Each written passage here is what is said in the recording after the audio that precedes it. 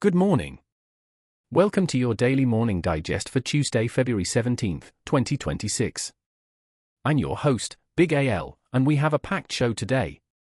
We are covering everything from a surprise rally in the crypto markets and a major shift in global mining strategy to a celestial ring of fire appearing over Antarctica and the high-stakes gold medal races in Milan. Let's dive right into the markets where XRP has stolen the spotlight, climbing over 10% in a single day. This rally pushed XRP to around $1.55 on the Investing.com index, marking its strongest performance since early February. It seems investors are finding renewed confidence, potentially looking at price targets as high as $2.40 if it can break through key resistance. In a broader sense, this move shows that while the majors like Bitcoin have been sideways, there is still significant appetite for specific crypto assets when the narrative shifts. Speaking of Bitcoin, the mood isn't quite as festive over at Standard Chartered. Their lead analyst, Jeff Kendrick, has issued a fresh warning that Bitcoin could slide to $50,000 in the coming weeks.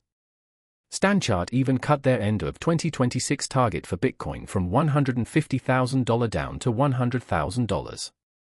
Kendrick cites a cooling of institutional inflows and broader macroeconomic uncertainty as the primary risks. He's not bearish long-term, but he's basically telling traders to buckle up for some significant short-term pain before things get better. It's a sobering reminder that even in a bull cycle, 30% drawdowns are par for the course. Adding to the theme of crypto maturation and regulation, Flipster FZE has secured in-principle approval from Dubai's Virtual Assets Regulatory Authority, or VARA.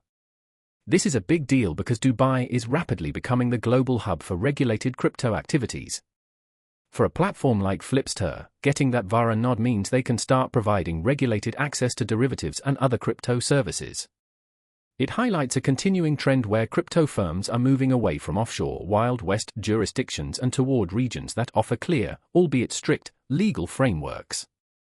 Moving over to the physical world and the commodities market, the mining giant BHP just dropped its half-year results, and the main takeaway is one word: copper. BHP reported a massive 25% jump in its earnings before interest, taxes, depreciation, and amortization, largely driven by their aggressive strategy in the copper market. They actually raised their copper production guidance for the year, signaling that they expect global demand, driven by the green energy transition and iron ore recovery, to keep prices robust. As iron ore starts to diverge across different markets, BHP is clearly betting its future on the red metal. In the energy sector, oil prices rose about 1% today, settling higher as the world watches the start of high-stakes nuclear talks between the US and Iran in Oman. Investors are balancing two very different outcomes here. On one hand, a successful deal could eventually bring Iranian oil back into the global market legally, which would be bearish for prices. On the other hand, the current asphyxiating sanctions and the deployment of US carrier groups in the region suggest that if these talks fail, we could see a massive supply shock. For now, the market is pricing in the risk of failure, which is what's nudging those prices upward. Continuing our economic tour, we look at Israel, where new official data shows the post-war economy grew by 3.1% in 2025. This is a significant rebound from the 1% growth seen in 2024.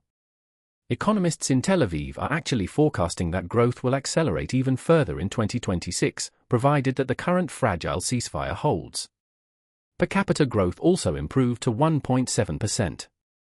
It's a fascinating case study in economic resilience, showing how a modern tech-driven economy can bounce back quickly once the immediate pressures of conflict begin to ease. Closer to home here in Hong Kong, we're seeing a major vote of confidence in the local property market from Kerry Properties. They just won a tender for a residential plot on Shau Kwan Main Street East for 1.38 billion Hong Kong dollars, that's about $177 million US. What's interesting here isn't just the price, which worked out to roughly $9,343 per square foot, but the level of competition. There were 8 different bidders, including several mainland Chinese developers like China Merchants Land. This site, which used to be an old market building, is expected to yield about 300 new apartment units. It suggests that despite all the talk of a property slump, big developers are still willing to place massive bets on Hong Kong's long-term residential demand. Now, let's step away from the monitors and look at some of the most fascinating events happening on and off the planet today. First, if you were in Antarctica today, you would have seen something truly spectacular, the first solar eclipse of 2026. This was an annular eclipse, often called the Ring of Fire. Because the moon is slightly further away from Earth in its orbit right now, it doesn't quite cover the entire sun. Instead, it leaves a brilliant, blazing circle of light around the edges. The path of this ring of fire cut right across western Antarctica and the Davis Sea. For the scientists and very few explorers down there, the sun was 96% covered for about 2 minutes and 20 seconds.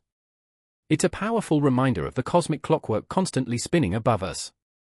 From the quiet of the Antarctic to the roar of the crowds in Italy, the 2026 Milano Cortina Winter Olympics are in full swing. Today was a historic day, particularly for the Netherlands.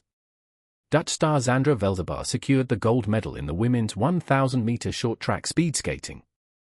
This is her second gold of these games, after she dominated the 500-meter race just 4 days ago. We also saw 9 other gold medals handed out today across various disciplines. The energy in Milan is electric as Italy hosts the Games for the 4th time, and the competition is proving that the margins between legends and the rest of the field are thinner than ever. In the world of science and technology, a breakthrough in medical research is making waves today. Researchers have discovered a previously unknown link between pancreatic cancer and neural signaling. This is massive because pancreatic cancer is notoriously difficult to treat once it spreads. By identifying this specific neural pathway that the cancer uses to grow and communicate, scientists have opened up a brand new target for drug development. It's early days, but in the medical world, identifying the communication lines of a tumor is the first step toward shutting it down entirely. Before we dive into our practical takeaways, let's take a moment to look deeper at some of the stories that are defining our world this morning. First, let's go back to that BHP earnings report. There is a fascinating divergence happening in the commodities world that every investor should be watching. For decades, BHP's engine was iron ore, specifically feeding the massive expansion of China's steel mills. But today, the story has flipped. While iron ore demand in China is plateauing, leading some analysts to forecast a 20% drop in iron ore prices by the end of the year, copper is seeing a historic surge. Copper hit record highs this quarter, driven not just by traditional building, but by the massive power needs of new AI data centers and EV infrastructure. This 25% jump in earnings we saw from BHP is the direct result of that pivot. BHP is effectively transforming itself from an iron ore giant into a green metal powerhouse, and that shift is rewarding shareholders with significantly higher returns than their peers who are still stuck in the old cycle. Now, let's look at the psychology behind the Bitcoin warning from Standard Chartered. Jeff Kendrick isn't just throwing numbers at a wall, he's looking at the impact of massive ETF outflows coupled with a weaker global macroeconomic environment. He's explicitly calling this a test of $50,000. For the uninitiated, this might sound like a reason to sell, but Kendrick actually uses the phrase, "by the dip" in his latest note. He expects a rocky first half of 2026, followed by a total recovery. It highlights a recurring theme in high-growth assets, the difference between volatility and risk. To the short-term trader, a drop to $50,000 is a disaster. To the institution with a 3-year horizon, it's a discounted entry point into a permanent asset class. Turning back to Hong Kong, there's some local history behind that $1.38 billion land win in Shau Kwan. The plot of land Kerry Properties just secured wasn't just any empty lot, it was the site of the old Shau Kwan market building. This building was a neighborhood landmark for generations before it sat vacant. The fact that 8 major developers fought over it, including heavy hitters like Sun Hung Kai Properties and China Merchants Land, tells us that the northeast side of Hong Kong Island is officially being reimagined. This area, bordering Sai Wan Ho and Chai Wan, is becoming a prime cluster for modern residential development with stunning harbour views. Kerry's math, as their directors called it, is a gamble that people will pay a premium to live in these new urban hubs, even if the broader market feels uncertain. And finally, for a bit of Olympic colour, the venues themselves are a bridge between the past and the future. Take the Cortina curling venue, for example. It was originally built back in 1955 for the first Cortina Winter Olympics in 1956. Seeing world-class athletes compete in a stadium that has stood for 70 years, while just a few miles away skaters are competing in ultra-modern, metro-accessible arenas in the heart of Milan, is the perfect metaphor for what makes these games special. It's a marriage of Olympic tradition and Italian style, and it's clearly resonating. Over 9 gold medals were handed out on day 9 alone, including that historic short-track double for the Netherlands' Sandra Velzebo. These stories aren't just headlines, they are the signals beneath the noise. Now, let's summarize exactly what you can take away from all this for your own day. Before we dive into the takeaways, let's look closer at the moving parts in our top stories. Take the medical breakthrough we mentioned. Researchers at Cold Spring Harbor Laboratory, led by David Tewson, published a landmark paper in Cancer Discoveries just this month. They found that certain myofibroblasts in the tumor's environment actually induce neuroplasticity. In plain English, the cancer is literally wiring its own nerve lines to fuel its growth and spread. This is the first time we've seen nerves actively fueling pancreatic cancer like this. By identifying the signaling molecules, like netrina-1, that these nerves use, scientists have a firm foothold to develop drugs that cut the lines to the tumor. It's an entirely new front in oncology. Then there's the high-stakes chess game for Warner Bros. Discovery. The board is currently weighing a fresh offer from Paramount, which is locked in a hostile bidding war with none other than Netflix. Netflix has submitted an all-cash offer of over $82 billion, which the Warner board initially called superior. But Paramount just expanded its bid to include a piece of a new entity called Discovery Global. The valuation gaps are massive. Netflix is worth over $400 billion, while Paramount is closer to $12 billion. This isn't just a corporate deal, it's a battle to decide who will own the pipes of global entertainment for the next decade. And finally, back to those US-Iran talks in Oman. The core of the proposal reportedly involves Iran lowering its uranium enrichment to 3.67%, the level allowed under the original nuclear deal. In exchange, they want access to frozen financial assets and, crucially, authorization to export their oil again. This is why crude oil traders are glued to their screens. If 3.67% is the magic number that satisfies US negotiators, we could see a massive peace dividend in the energy markets. But with the US fleet still in the Arabian Sea, the market is keeping that 1% risk premium firmly in place for now. It's a world of high stakes and thin margins. Let's wrap up with exactly what you need to know to navigate your day. One final bit of news for our high-tech enthusiasts out there. While we've talked about medical breakthroughs, there is also a physical one. Scientists have discovered a way to electrically power what were previously thought to be insulating nanoparticles. By using organic molecules that act like tiny antennas, they can channel energy into these particles to create a new type of LED. This breakthrough, dubbed the impossible LED, could change everything from how we build screen displays to how we think about urban lighting. It's a reminder that even at the atomic scale, we are still finding ways to make the impossible functional.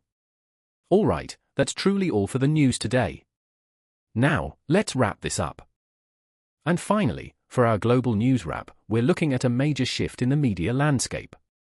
Warner Bros. Is reportedly weighing a move to reopen merger talks with Paramount. This would be a massive consolidation in the streaming and entertainment world, effectively merging HBO Max with Paramount+. It highlights the brutal reality for media companies today. If you aren't at the scale of a Disney or a Netflix, you might be forced to join forces just to survive the streaming wars. Now, before we wrap up, let's talk about what all of this means for you. We've covered a lot of ground today, from crypto crashes to celestial rings, so here are 5 practical takeaways from today's news that you can apply to your decisions today. First, the XRP rally versus the Bitcoin warning from StanChart reminds us that market segments often move independently. If you are an investor, don't just watch the leader, pay attention to where the specific volume is flowing, especially in assets that are showing relative strength. Second, BHP's massive pivot toward copper tells us one thing: the infrastructure for the green transition is no longer a theoretical future, it is the primary driver of earnings today. Whether you are looking at stocks or business opportunities, follow the industrial materials that power the new economy. Third, the bidding war for land in Shao KWAN shows that smart money is still betting on local residential demand. Even when sentiment feels low, look at where developers are putting hundreds of millions of dollars. It's a better indicator of future value than any headline. Fourth, the solar eclipse and the Winter Olympics remind us of the value of high-quality experiences. Whether it's scientific exploration or peak athletic performance, these events capture global attention and drive multi-billion-dollar industries. There is always a market for excellence. And finally, the Warner Brothers and Paramount news is a lesson in consolidation. In any industry facing high competition and high costs, the middle ground is the most dangerous place to be. You either need to be a specialized niche player or have massive scale.